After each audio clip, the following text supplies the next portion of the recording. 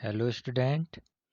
आज हम पढ़ेंगे साइंस में chapter 3 synthetic fibre and plastics. तो सिंथेटिक मीन्स क्या हुआ? तो सिंथेटिक मतलब होता है कृत्रिम, मानव द्वारा निर्मित। फाइबर का मतलब होता है रेसे, तो कृत्रिम रेसे हम इसे कह सकते हैं। एंड प्लास्टिक, तो प्लास्टिक हम लोग सब जानते हैं। ठीक है, तो ये हम आगे चैप्टर में पढ़ेंगे। तो चलिए स्टार्ट करते हैं।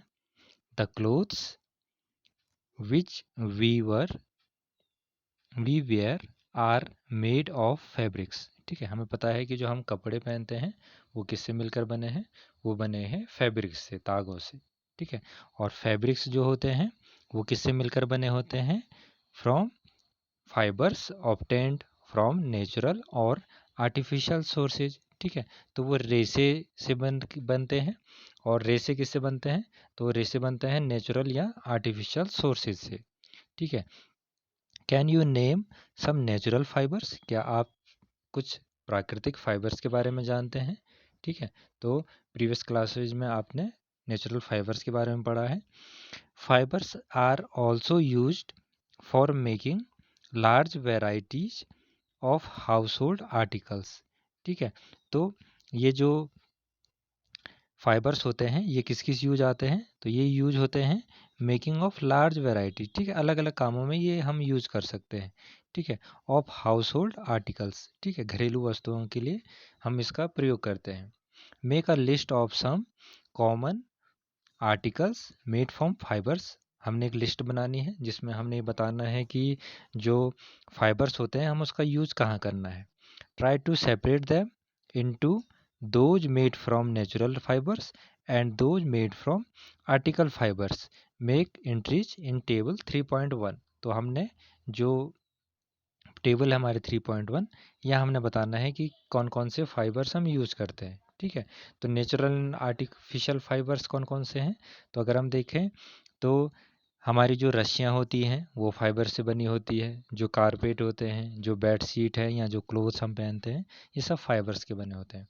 कुछ नेचुरल फाइबर्स होते हैं और कुछ आर्टिफिशियल फाइबर्स होते हैं। ठीक है, नेचुरल फाइबर्स कौन कौन से हैं? जैसे कॉटन हो गया, ठीक है, वुल हो गया, सिल्क हो गया, तो ये सब प्राकृतिक होते हैं। ठीक है, ऐसी कुछ आर्टिफिशियल फाइबर्स भी होती हैं, जैसे रेयन हो गया। रेयन को हम आर्टिफिशियल सिल्क भी कहते हैं। ठीक है, पॉलिस्टर आपने सुना होगा। तो और पॉलिस्टर हो गया हमारा। ठीक है, नायलॉन हो गया। ठीक है, नायलॉन का यूज रस्सियों को बनाने में किया जाता है। तो आप इनको यहाँ दिखा सकते हैं, शो कर सकते हैं। ठीक है, आगे why do you label some fibres as artificial? तो आपने उनमें से कुछ जो फाइबर्स होते हैं उनको आर्टिफिशियल क्यों कहते हैं? You have read in our previous classes that natural fibres like cotton, wool silk etc are obtain from plants और एनिमल्स। ठीक है, कुछ फाइबर जो है वो हमें प्लांट से मिलते हैं और एनिमल से मिलते हैं। The synthetic fibres on other hand are made of by human being. ठीक है, लेकिन कुछ फाइबर जो है वो आदमियों ने तैयार किए हैं, मनुष्य ने तैयार किए हैं। ठीक है, इसीलिए हम उन्हें क्या कहते हैं? सिंथेटिक और मैन मेड फाइबर्स। ठीक है, जैसे नायलॉन हो गया या पॉलिस्टर हो गया, रेयन हो गया, ये सब मैन मेड होते हैं, लेबोरेटरी में तैयार किया जाते हैं, प्रयोगशाला में।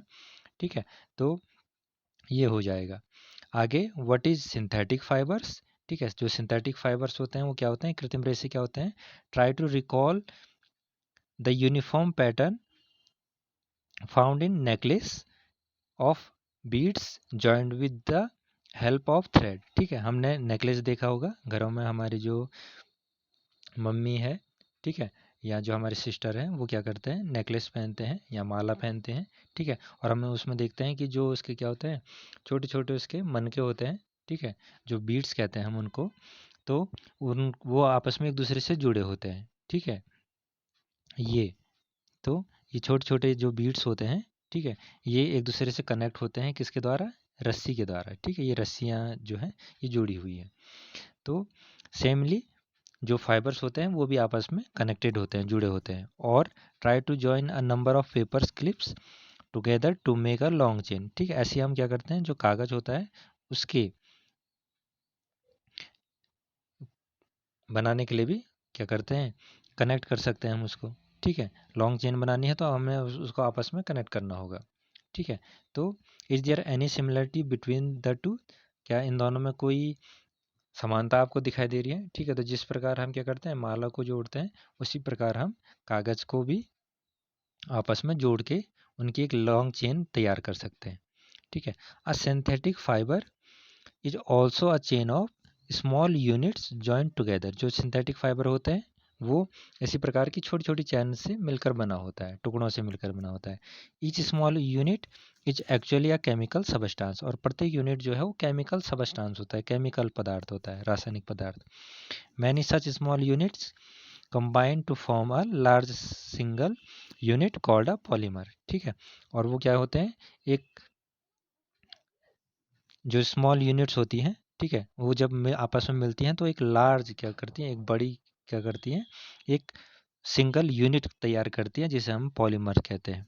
ठीक है, और जो पॉलीमर होता है वो क्या होता है, वो दो ग्रीक वर्ड से मिलकर बना होता है, और वो ग्रीक वर्ड क्या क्या है, वो है पॉली, जिसका अर्थ होता है मैनी यानी बहुत सारे, और मर का मतलब होता है पार्ट यानी यूनिट। ठीक है, तो बहुत सारे पार्ट्स से जो मिलकर बना होता है उसे हम कहते हैं पॉलीमर। ठीक है, so a polymer is made of many repeating units. ठीक है, तो बहुत सारी जो रिपीटिंग यूनिट्स होती हैं जब वो मिलती हैं तो वो एक पॉलीमर को तैयार करती हैं। जैसे अगर हम देखें तो यहाँ जो हमारी माला है या चेन है वो भी एक पॉलीमर के रूप में हम उसको दिखा सकते हैं। ठीक है, तो स्टूडेंट्स आज के लिए इतना ही। Thank you.